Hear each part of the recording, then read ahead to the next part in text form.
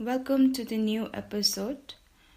Today we have Anissa to talk about yoga therapy. I would like Anissa to introduce herself a bit about her background and her expertise.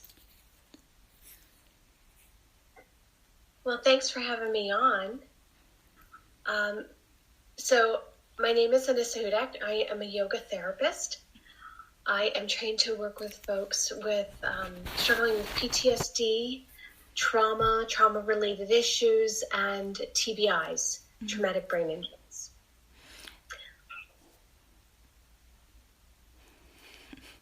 So, what is yoga therapy?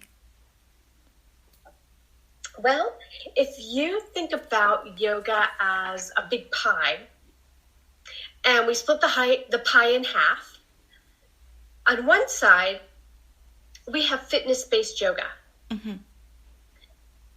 And like your Ashtanga and your Bikram and, co-ed naked hot yoga and all of these wonderful, aerial yoga, all of these different wonderful things that are great for fitness.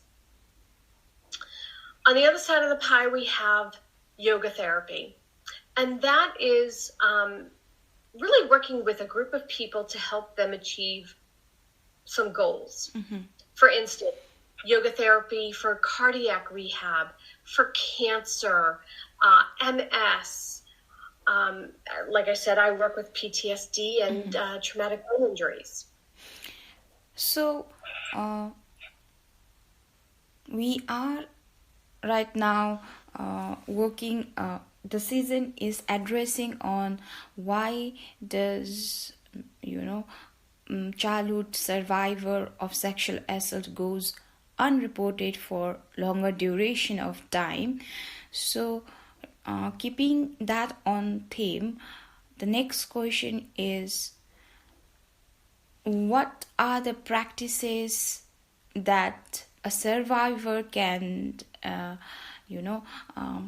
include in their life so that it becomes easier for them to deal with their triggers? Well, first and foremost, triggers are your friends. Though they don't feel like that in the moment, triggers are a wonderful way of telling you where you need to go into therapy next. What do you need to tackle next? Obviously, there's something that's still there that needs to be addressed. Mm-hmm. And so we need to change our outlook on triggers. Triggers are our friends. Things that you can do to really help manage your entire PTSD and trauma situation. One would be getting enough sleep.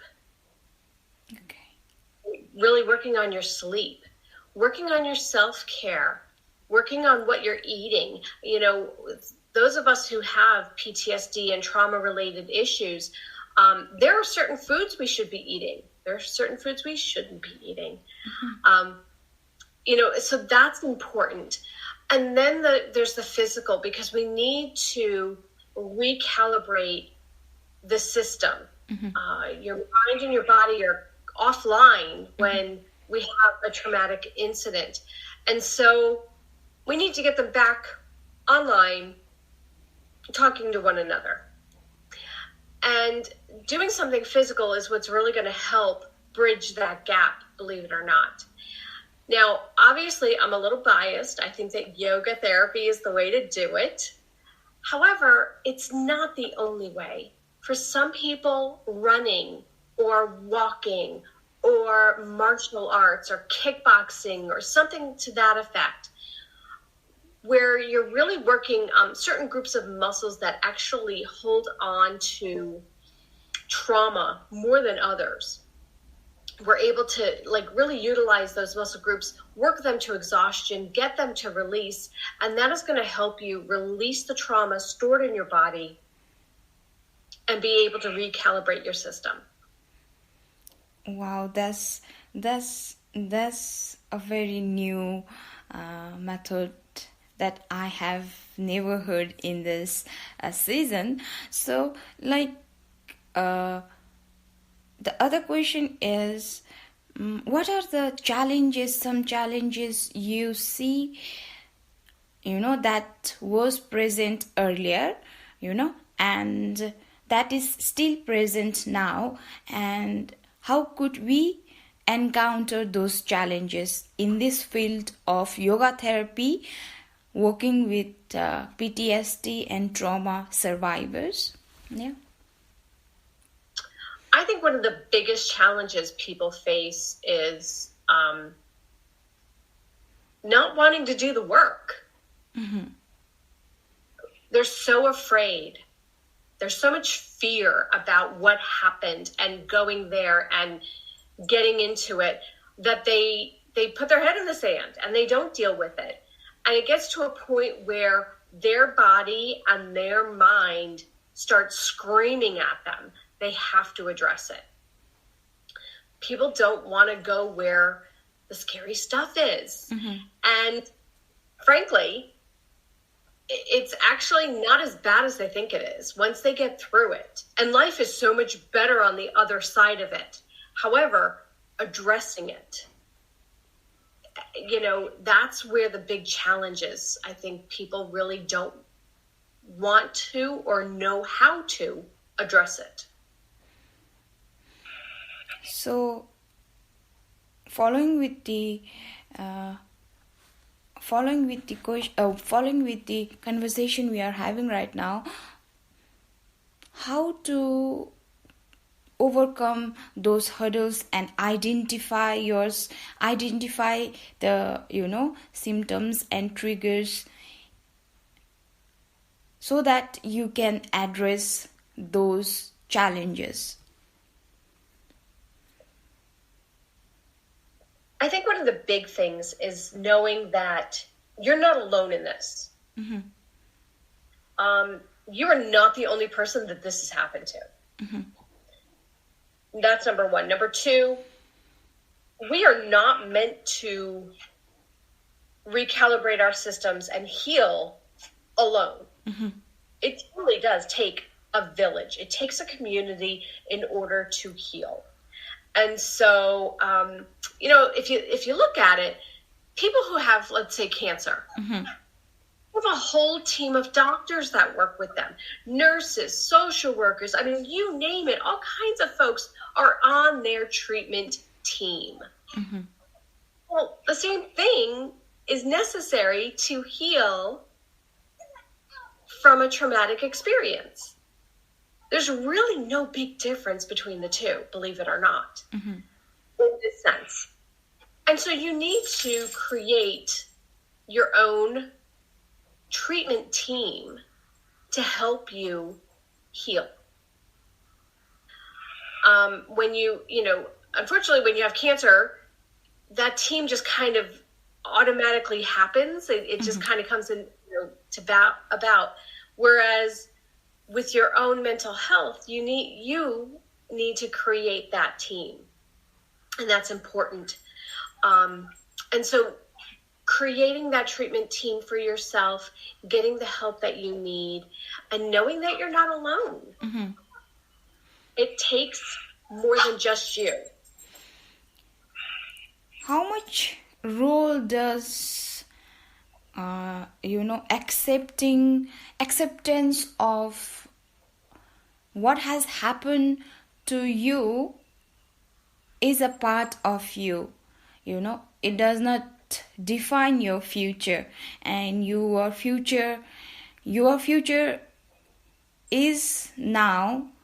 That's something you need to work on, right? So how much does the acceptance of trauma that has occurred plays a role? Acceptance is a hard thing. Acceptance is hard. It's hard to accept that you've been involved in a traumatic type of experience. Your power has been taken away, your control. There's a lot of layers to that onion. Mm-hmm.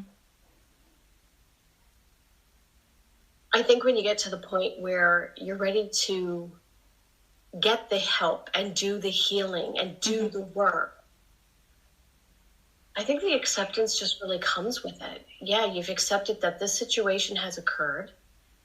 It was out of your control. Mm-hmm. However, your healing is under your control. Mm-hmm.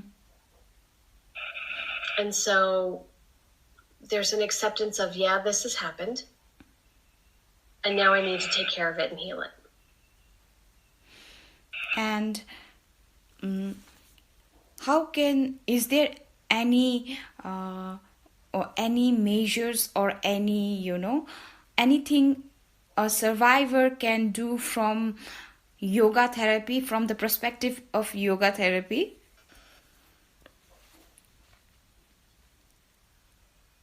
A lot of things happen on that mat. Mm-hmm. It's really interesting to watch people make shifts on the mat. Mm-hmm. Sometimes it is acceptance. Mm-hmm. Sometimes it is healing. There's so much that happens on that mat that's not the physical poses. Mm-hmm. And me as a therapist, getting to watch people do that and do that work and make those shifts, that's a beautiful thing. And that's literally why I do this. Because I get to see these, especially women, I work with women, watching these women make these huge shifts on the mat. And it has nothing to do with the pose that they were in.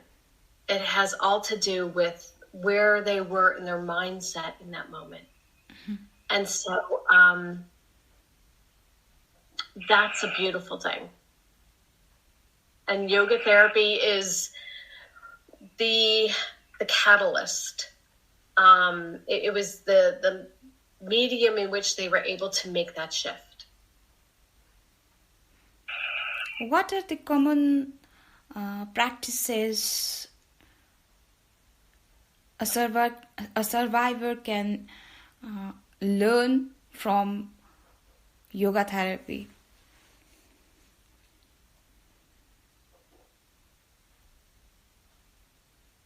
Flexibility. Mm-hmm. And you learn flexibility physically on the mat. You become physically flexible because of the yoga we're doing. However, that transposes, and you find that you live that flexibility in your life. I think that when we become survivors, a lot of us become very rigid. Mm-hmm. Because we don't want to be put in that situation again, right? Mm-hmm. So we become very rigid. And the yoga therapy, again, physically allows us to become flexible, but then that mindset follows us off the mat, and we get to live our yoga and live that flexibility. So I think that's one way. Another way is being comfortable in your own skin again. Mm-hmm. I know survivor, that's a major thing, is feeling comfortable in your own body again. And being on a yoga mat helps you really rediscover your body, feeling comfortable in your body again, and feeling again and again. That leaves the mat, and you live that off the mat. Mm-hmm. So I'd say that's probably two really important ways. Resentment, anger, and feeling of worthlessness are some of the things that the survivor go through. Is there a way to overcome that by practicing yoga therapy? In some respects, yes. Because it's gentle, and it allows you to find a softness within yourself. And when you find that acceptance, the resentment, the anger, the worthlessness isn't so much there. it softens. It becomes part of you. And it makes up this huge amalgam of who you are. And it just becomes a small part. It doesn't become the whole part, which is, when you first start out and you first become a survivor, that's all you see is, oh my gosh, I'm a survivor. And it becomes very forward facing, very in your face. Whereas when you're on the yoga mat, you really are able to tap into that softness, into yourself. And you begin to realize that that's just one small piece of who makes you up. And it softens. And you realize that the resentment isn't going to change anything. The anger, not going to change anything. And again, by tapping into yourself, you realize that you're not worthless. There's a reason why you're here. You have amazing gifts to share to the world. And, why would you let the situation hold you back from sharing your gifts? Yes. And so the world needs your gifts. You are not worthless.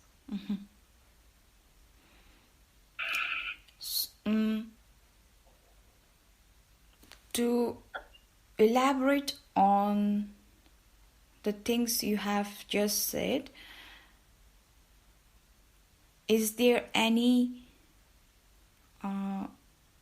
practitioner of yoga therapy, or any book, or any articles that has significant impact on your work in the field of yoga therapy? I would have to say there's two main books, maybe three, that I love. The first one is The Gift of Fear. And not an easy book to read. However, so vitally important. Every woman on the planet must read that book. That is of vital importance to every woman. The Gift of Fear. The second book would be The Body Keeps the Score. That was so pinnacle in talking about PTSD. What is PTSD? The science behind it. And so between that book and, oh gosh, I've forgotten the name of the other book. I can't believe this. Hold on. Oh my goodness, I've forgotten the name of the book. That's all right. I'm sorry. There's a third book that was really, really important. And again, talked about PTSD and trauma. And so these three books, they were absolutely pinnacle. But The Gift of Fear, every woman should read. Okay, I will also read that one, The Gift of Fear. That would be my next reading. It will be in my reading list. So, is there any tips or any practices that a PTSD survivor and a trauma survivor can include in their daily life to accept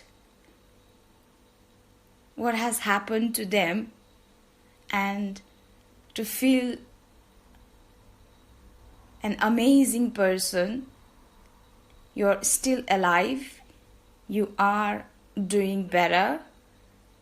Is there any way, any practices that yoga therapy could provide in that sense?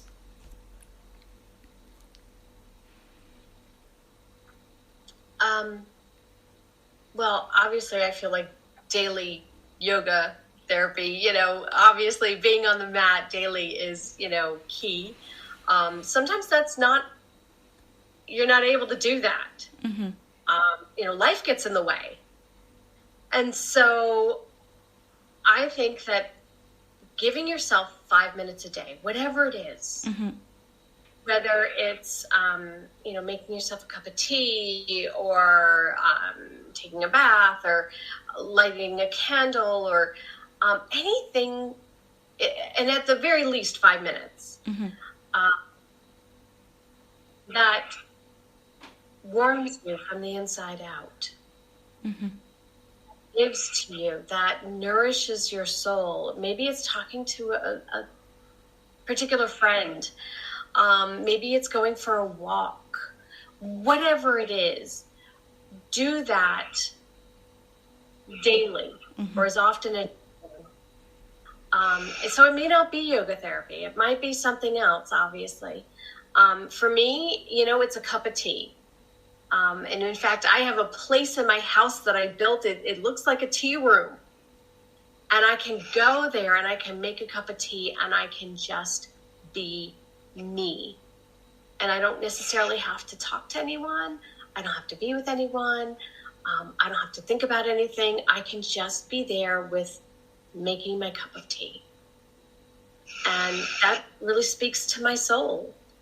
And so I highly recommend doing that for yourself, at least, like I said, 5 minutes a day. The other thing that I would recommend is you get a notebook. And I tell all of my new clients to do this. You get a notebook. And when you try something, like let's say you try lavender oil, and you write down, the date, what you did, how you used it, where you put it, what you thought. And then, let's say maybe it didn't work out. It didn't really help you. Okay, that's fine. Come back 6, 8, 12, 18 months later and do it again. Try it again. Because just because it didn't work for you in that moment, you are never the same person. You're in a different part of your healing journey. The same man never steps into the same river twice. And so just because it didn't work for you then, because of who you are and where you are in your healing journey, it might work now. And read about, okay, this is how I utilized it the last time. I'm going to try this and, maybe I'll try it a different way this time as well. You got to keep trying. There is no option to give up. It's not an option. You're not allowed to give up. You have gifts that this world needs. And so giving up is not an option. So you just got to keep at it. Keep figuring out what your puzzle is. And you'll get there. Okay. Thank you so much for those recommendations. Now coming towards the end of the podcast, how can our listener get involved or learn about yoga therapy after listening to this podcast? Well, you are more than happy to, feel free to go to my website, which is traumahealingyoga.com. Also, if you were looking for someone in person, because I work all around the globe, I do everything online. However, if you really want to go see someone in person, the International